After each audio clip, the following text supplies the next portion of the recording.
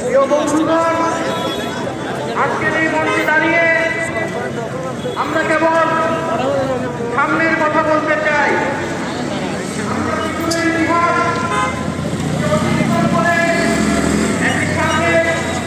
সম্ভাবনার বাংলাদেশের স্বপ্নের কথা বলতে চাই।